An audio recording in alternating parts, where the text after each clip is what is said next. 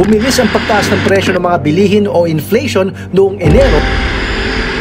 Tumaas ang bilang ng mga mahihirap na pamilya sa bansa. Government continues to bleed funds, around 700 billion pesos.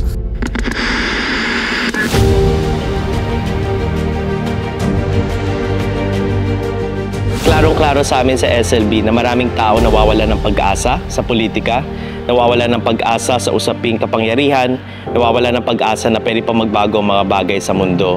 At for us, no, that's something that we have to confront clearly. Kailangan talaga natin siyang pag-usapan at paano natin babaguhin yung kultura na yon kung saan yung mga tao ayaw na makilahok, no, sa usaping politika. Yung magic siguro ng Kwentuhang Bayan, in going around, there's something about getting people to come together. There's something about making people feel na hindi sila nag-iisa, na may kasama sila, na yung mga isyong pinagdadaanan nila, yung nararamdaman nila yung sakit, meron silang mga kalakbay at kasama.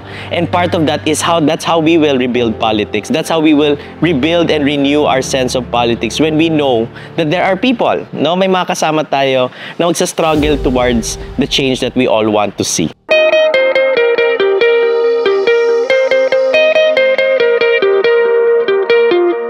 Kwentuhang Bayan is the flagship political formation program of SLB. So Kwentuhang Bayan aims to bring people back at the center of politics. It's not just about the people trying to come together, come up with an agenda and present it, pero the question really is how do we then assert that agenda?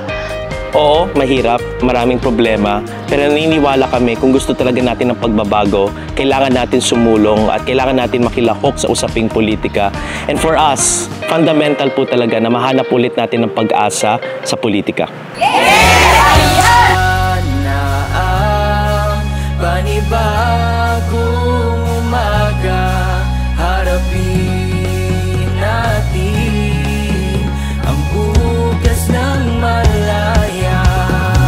Huwag mong palipasin ang pagkakataon, ihasik ang biyayang bunga ng kahapon. Simulan natin abutin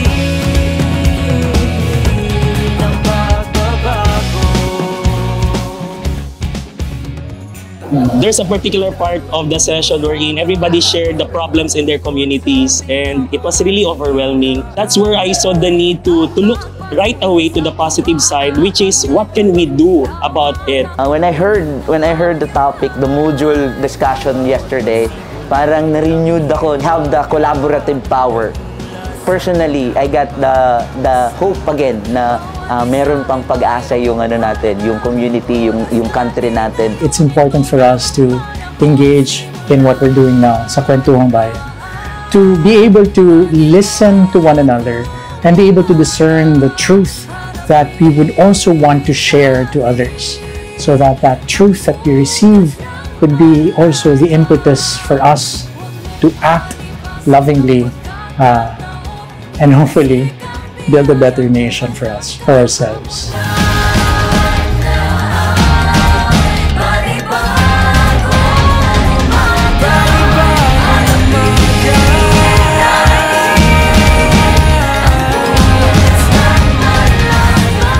Gusto talaga namin i-renew yung sense ng politics ng mga tao. Kung madalas nakikita nga yung politika ay madumi, ayaw namin makisama ng mga tao sa mga ganitong usapan, fundamentally gusto namin sabihin na sa Kwentuhang Bayan, may pag-asa pa rin sa politika.